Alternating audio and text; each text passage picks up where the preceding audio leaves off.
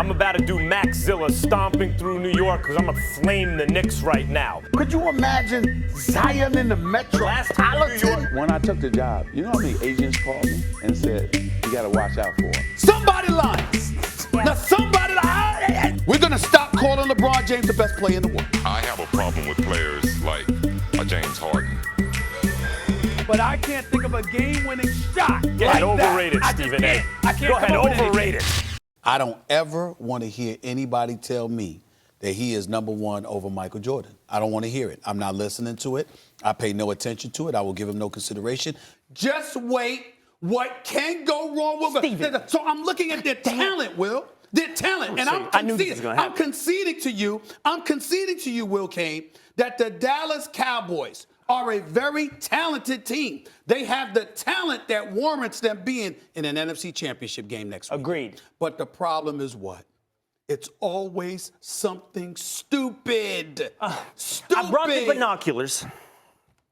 I'll leave it alone. Because I'm trying to find the integrity in that take. Yes. You could have pushed to next week. And if it didn't work out next week, you could have pushed it to the Super Bowl. And you know what? If it didn't work out then, you can push it till next year. What can go wrong, will go wrong, is one where you get to push. Tell the truth. Will, you're not telling the truth, Will. No, here's the truth. Because my truth is the misery, whatever. In other words, you're a Cowboy fan, not me, so you would know this better than me. I'll concede that. What would make you most miserable is my wish. Now, I've never denied that, and I've never veered away from that. Whatever makes a Cowboy fan most miserable is what I care about. I know that. That's all. I know that to be true. That's it. But you don't. Here's what I take issue with. The giggling, the laughing, and the championing, what can go wrong will go wrong. It would cover. Stephen A., how about this? You said Magic Johnson said, Lonzo, here. And everywhere around the NBA, you're seeing young thoroughbreds who are showing you, even when they mess up, it's never for a lack of aggression. They all want it. If anything else, they want it too bad at times. Whereas with Lonzo, it just seems to be cruise control. And that is a problem, Max. Clemson, to me, saved college football last night. And I'm not engaging in hyperbole by saying that. When you look at Saban, it's like, wow, to lose like that and to get out-coached, like you pointed out, Marcus, that is a bad, bad moment. This is a bad day for Nick Saban. At any point during the year, did you say Tua Tagovailoa was the best quarterback in college football? Early on, yes. Early on, yes. Okay, so we saw the performance by Trevor Lawrence last night. It was more than early on. Nope. Yes, it was. Okay. Stephen A. Yes, I will. You've been saying it all year. No, Trevor Lawrence has been the presumptive best quarterback in college football for weeks and weeks and weeks. Whatever. I'm not going to go there. Everybody has said Tua Tagovailoa was the best quarterback. That is not true. You haven't been paying attention. When this stuff happens, I know what people are looking for is looking for clapback. Ooh, did you hear what he said about Derek Carr? That's not really what I'm interested in. What bothers you is that you thought that I was saying something about insight into what you were feeling at the moment. Dude, if I see a guy look scared in the moment, like he doesn't want contact, I infer from that he didn't want it. That doesn't mean you are a quitter, but it's not going to stop me from saying what I think. That is my job. I want to applaud you for being very, very kind to that man, because I ain't about to be. This man goes on Golic and Wingo this morning and brings up his kids and talks about how he's worried about his kids Googling and seeing something like that being questioned. But look at his tweet, because he's a grown man. Let's read this tweet. How do I challenge a couple of these clowns on TV to a fight? This is what he said, to a fight. I think we should start a business together where pro athletes can challenge some of these people to an octagon fight until they give us an answer. So in other words, we observe you as a starting quarterback getting $25 million, not doing your job, and you're personally offended by our verbiage. But we ignore the fact that you go on Twitter and wants permission to beat us up. Really? There's no respect there for your head coach. There's no respect there for your teammates. And obviously, I still talk to guys in the locker room. I've dealt with it. It's been something that has been weighing on this team all year. And now it finally balls over. When you're upset because Juju Smith-Schuster was voted MVP and not you, that's an issue. And that's something that has to be dealt with. So you either say, hey, Antonio, here are the things you have to do. Here are the marks you have to meet as far as behavior, or you can't be here. You're complying or you're not. You're complying or you're not a Steeler. If he can't do those things, he has to go. If the Lakers don't make the playoffs, the LeBron you know, how's he going to feel about that? We're in uncharted territories. I don't know that, LeBron. They're creating cap space for 2 max contracts. You better get 2 max contracts. And by the way, Knicks, the best player you get better not be Jimmy Butler, because that's the history of the Knicks. Do you think we're stupid? The point of a franchise player on a rookie deal like Kristaps Porzingis, the point of a 7'3" pure shooting defensive monster who can put it on the floor, defend out in space, and protect the rim. The point of that guy is that you clear cap space to sign 2 max contracts and you get to keep Kristaps Porzingis. Every other franchise would do that. I've never done this before because I got enough jobs, okay? I got enough jobs, and I'm a very busy man, and I love Rachel Nichols and the job that she does on the jump. And I'm in LA all the time. Damn it, they need to bring me on the show. The blasphemy. And since we can't win, we're going to shut it down. It's still a chance that they can get the A spot. Ain't they only 3 games out of the A spot?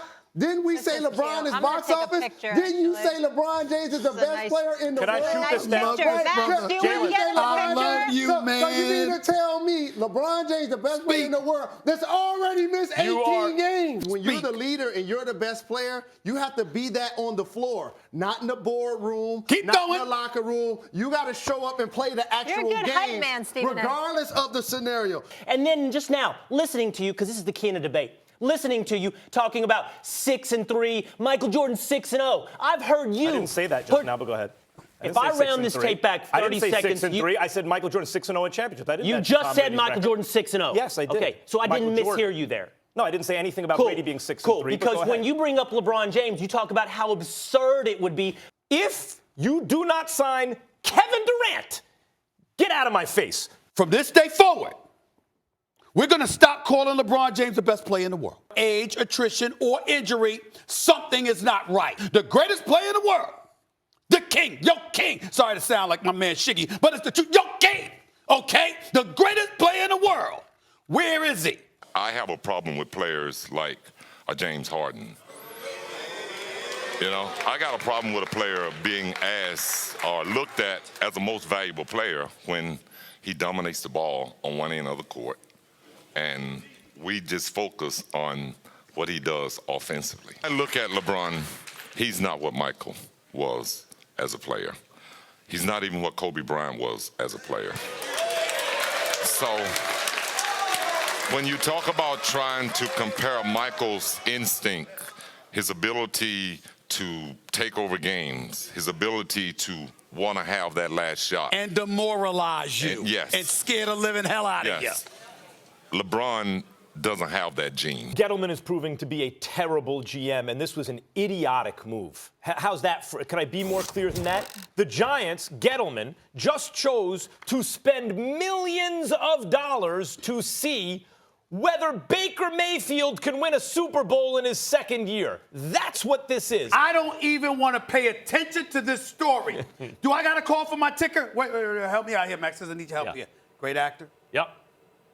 Philanthropist, great charitable, great father, husband. great husband. Did I miss anything? Because why are we hearing about this now? Why? Why? You're LeBron James. Did we not spend ample time chronicling his injury and talking about how significant of a blow it was to the Lakers? But no, that's not enough, Max. Why is it not enough? Because now, as the season is about to come to an end, and he's going to be home watching the playoffs with us for the first time in 14 years. Now we hear news from the doctor. The doctor comes out of nowhere. Oh, just innocently enough, after all of these weeks, some doctor is going to go out there on social media. He shouldn't have been playing. My apologies to ESPN. I'm not supposed to use this word.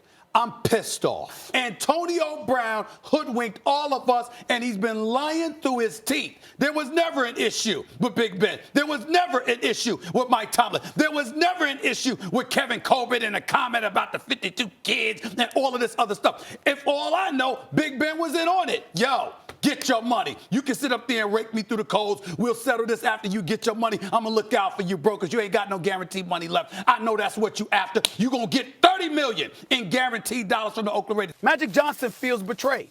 Magic Johnson feels betrayed by folks within the Lakers organization. Magic Johnson made the decision that he made yesterday because Max, Jalen, he wants everybody to sit up there and go like this. Excuse me, this is Magic Johnson here. He's just going to walk away with tears in his eyes, looking weak. And oh, by the way, bailing out on the team. He knows that most people who know him would not think that about him. They'd get their antennas up, they'd start asking questions, and they'd look directly in the direction of the Los Angeles Lakers. That's what he knows people will do. He knows they're doing it right now, and that's exactly what he wanted done, which is why he made the decision yesterday as opposed to after the season ended, because he wanted them in the eye of the storm right now. I think Kobe Bryant is ruining the Lakers. I think he's been ruining the Lakers for about almost 10 years, since that contract extension, going back 8 years already.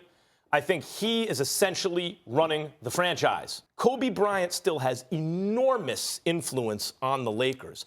And despite intentions, it has been a destructive force in recent years. I refuse to address Max's point about Kobe Bryant. I'm not wasting my time with it because I've tried to tell him that on numerous occasions. When you had Jim Buss there, you gave Kobe the money because you didn't have anything else to get because it was such a dysfunctional environment that Kobe was all you had to sell, and you wasn't going to get anybody. So they said, all rationalization. Excuse me, we heard you. We heard you. I shut up. I didn't say a word. I sat here. I ain't said nothing. The fact is that when it comes to Kobe Bryant, the reality is that you had to give him the money because you had nothing to sell because Jeannie and Jim were so dysfunctional as an organization that nobody wanted to come, so we got to have something to sell to Staples Center. That's the only reason Kobe got their money, so it paid for itself. There's no disagreement that Wade had the superior career and was the better player, by the way, but it's not like Paul Pierce doesn't have an argument to be made. He just loses the argument. The man has standing. He's a Hall of Fame. He loses the argument, obviously. Hold on. He's a Hall of Fame player who's saying the point you just made was his point. He didn't have any help. He didn't play with anyone until they put the big three together, essentially at the end of his career. And what he's saying when you say 3 championships to 1 championship, he's like, give me Shaq when Shaq was still that good. Give me LeBron and Bosh when I'm still young and good, and I'd have more championships. So we don't understand that he's saying that. We all just clueless. We can't understand English. We don't comprehend that Paul Pierce is saying that. But I'm just saying the point is this is what his career doesn't compare. His career doesn't compare. Hold on. He played 19 seasons. Was a 4-time All-NBA player and won a championship when he was an old guy and was a Finals MVP. And his game translates to this era probably better. Like if he was playing in this era, he'd probably be remembered as a better player even than he was in that era. I'm not talking to you. The thing that I'm reacting to more than anything is people are acting like Paul Pierce attacked the man personally.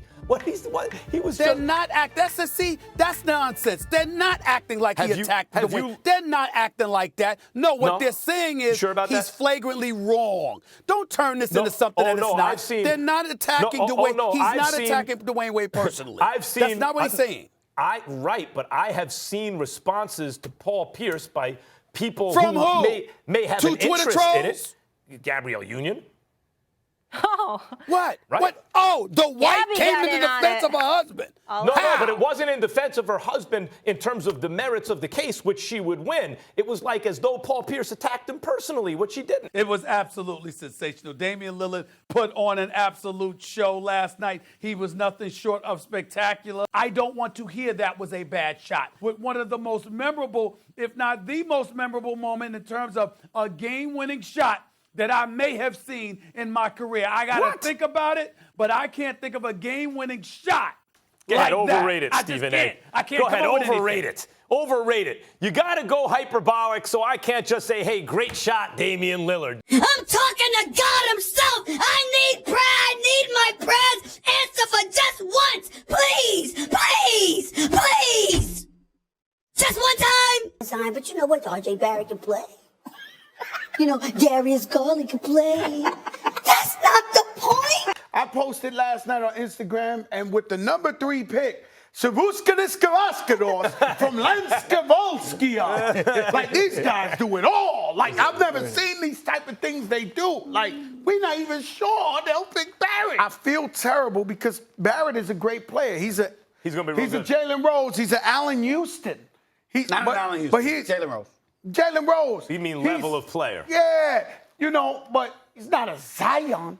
Could you imagine Zion in the Metropolitan? If KD goes to New York, there will be a bigger protector than me. Yeah, but I don't give a damn. I will carry his bags. I'll clean up his lock at the Garden. Whatever it takes to make sure that KD is comfortable and ready to ball for the New York Knicks, I will do with no objectivity whatsoever. That's how desperate I am. What exactly is it that you did sacrifice, in your words? I sacrificed, obviously my talent, I think the most. Ever since that day that Kyrie, announced in front of the fans that if we would like to have him back, he would come back, things I felt like shifted left for me. And I just seen the way people treated me with the attitudes, and I feel like I was just thrown all the way in the back seat. Let me go back to the backstabbing comment. Was it Rob Pelinka that you're talking about? What happened was I wasn't having fun coming to work anymore, especially when I got to work beside you, knowing that you want my position. And I'm okay with that. Guys calling me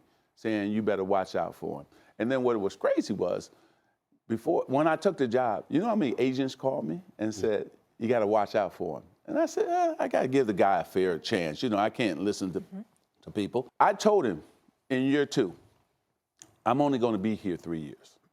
So my job is, Rob, to get you ready for this position. Now you have that position, so I'm good with that. Do you ever want to buy the Lakers? Do you think Kobe does? If the Lakers were up for sale tomorrow, yes, I'll be running up to Jeannie and say, let me buy them. And I think, listen, the list would be long. And of course Kobe would want to buy him. And if LeBron was not a player or out the league, he would want to buy him. I mean, listen, it's a gold mine. You got somebody in the business side in Tim Harris that, according to Magic Johnson, wants to infiltrate basketball operations. And then you have Magic Johnson coming on national television to say it. This is not good. And all of this is happening under Jeannie's stewardship. So I'm not going to sit up there and say it's over. She's ruined it, because the Lakers are the Lakers. It's going towards that way.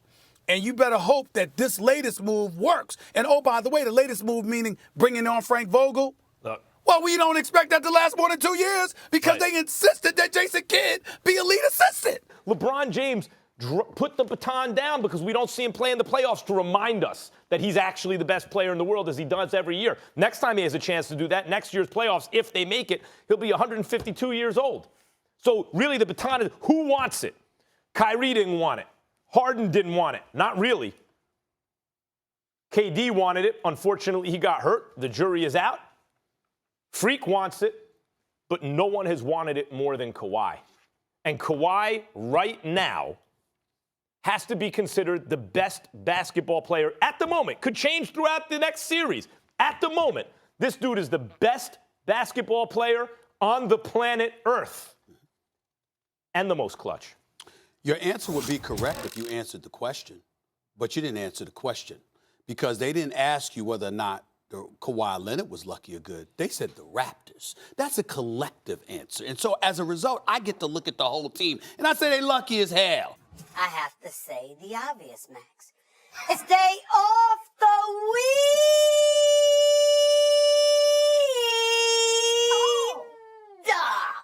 I have to say that. How do you think the Spurs look with Kawhi in the finals? I think they look very bad today. That is not a good look for an organization as world class as the San Antonio Spurs. I think Kawhi owes Popovich a debt of gratitude, too, the way Tom Brady owes it to Bill Belichick. Brady and Kawhi would have been great players no matter who was their coach, but they wouldn't have been the level to where they got eventually without their coaches, I believe. And so the Spurs may feel, and Popovich may feel a certain kind of way, like, come on, as though maybe he's an ingrate in some way, like we built you up into this, as much as Kawhi obviously did it himself. Nevertheless, the way they handled it, it seems to me, was wrong, and I think Kawhi is proving that right now. I've never seen a guy that's so humble and has such a good heart receive so much hate. Who's that? Steph Curry. And it's an amazing thing, but what he's done for the game of basketball, hate? It's incredible, and he's going to continue to do it. Whoa. Not from you guys, but just in general, you know, you always see. With Steph Curry? Yeah, why do they hate on him? I think who are these people? Who are these people? I think we feel it from guys in the league, and we feel it in the media. With the game on the line, one shot, who would you rather have taking it, Iggy or Curry? Of everyone on Golden State, open shot, fate of the universe on the line, or the Martians have the death beam pointed at Earth, you better hit it. I want Iguodala. Your response? He crazy. I'm talking about when the moment, the leverage moment, is at its highest. Like you hit that shot more often. See what you're doing right there? He's acting like you did not understand his question because you disagree with him. No, Max, he comprehended exactly what you said. I'm asking another question. Everybody else on the planet disagreed. No, you said, no. You came back and you said, like, fate of the universe, fate of the universe, What I said was, I'm interested in Iguodala once he gets back to Oakland, because there's going to be people waiting for him, because he's got some explaining to do. Now, if you talk to the Warriors, what they would tell you, because you know I have, and what they would tell you is, there was no damn fractured leg or anything like that. He had a bone bruise, 100%. You listen to him, it's something entirely different. Somebody lying. Yeah. Now, somebody, I don't know who, but I'm telling you, somebody's lying. It's two completely different stories. If a Lakers deal gets done, you think AD and LeBron would win a title next season? Yes. Yes, I do. Let me ask you a question. What big man, which one of any of those big men you choose, outside of a healthy Joel Embiid, what big man would you choose to be dominant going up against Anthony Davis? Nobody. When you consider this beast right here, who's arguably, when you get to comparing him to Michael Jordan and adding to Anthony Davis, Max, I don't give a damn if we the other three starters. Hey, Max, you go stand in the corner and shoot threes. Hey, Stephen A. Smith, you bring the ball up the court, and goddamn it, you throw it to Perk in the post. There we go. As soon as they were reminded, wait a minute, there's a human being who just got hurt. You know, the Mollies of the world are upset right now. Yeah. Then people realize, these same fans realize, oh, wait a minute. Right. Even though we're so happy we can win a championship, they chanted KD, which was a much louder chant in the arena than the cheers were at first. It was KD, meaning they acknowledged that he had a lot of heart and they're with him as a person. But their first reaction was, they were just celebrating a title, basically. And like Boogie, that's a little trashy. I don't know that it's trashy. It's just their honest reaction. I wouldn't even offer him a max contract if I was another team. If I'm the New York Knicks, I just want to be relevant again. My God, it's been so long. Yeah. So guess what? I'm going to offer KD the max. I will wait a year for him. And the reason why I say that is because even though the one example has been Dominique Wilkins, I would remind you that KD at 6'11" with a 7'6" wingspan is a perimeter player and a jump shooter as opposed to a skywalker. I believe he has a better chance of recovering than most. And when you get upsets like this, Stephen A., it's not a problem. We now have a new, colorful character who can really fight in Andy Ruiz. Well, thank you, Dr. Kellerman. We appreciate your breakdown there. I'm going to tell you something right now. I don't give a damn about any of that. And I'm not questioning anything you said because I love boxing. I get it. But everybody is missing my point. When I went on Twitter and went off about this Saturday, I'm not questioning the boxing skills of Andy Ruiz. I know the brother can fight. I get that. I understand it. But that's not the point. This is not the UFC where you have somebody like a Dana White overseeing the sport that ensures you're going to get the fights that you want to see when you want to see it. This ain't the NBA Finals where you get to knock down, chop down one opponent after another, or the NFL playoffs, or Major League Baseball, or whatever. This is boxing. boxing, which continuously, repeatedly, religiously robs us of mega fights that we want year after year after year. It keeps us waiting. Why? Because you've got promoters or boxers who ultimately become promoters that make us wait and wait and wait. And so what I'm saying to you is this.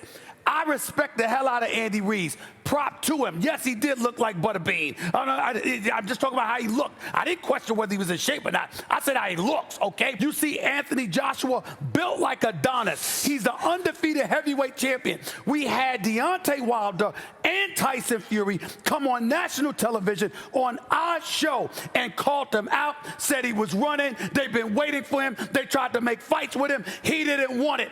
We wanted to see Joshua versus Wilder. And I'm not saying we don't want to see it, Max. What I'm saying is there is no way on earth that we're looking as forward to that fight today as we were Friday night, Saturday morning before the fight. So once again, even though we got a new guy on the scene who's a heavyweight champion, I know what you mean. We have been robbed of the mega fight we salivated for. I know what you mean. Thanks for watching ESPN on YouTube. For more sports highlights and analysis, be sure to download the ESPN app. And for live streaming sports and premium content, subscribe to ESPN Plus.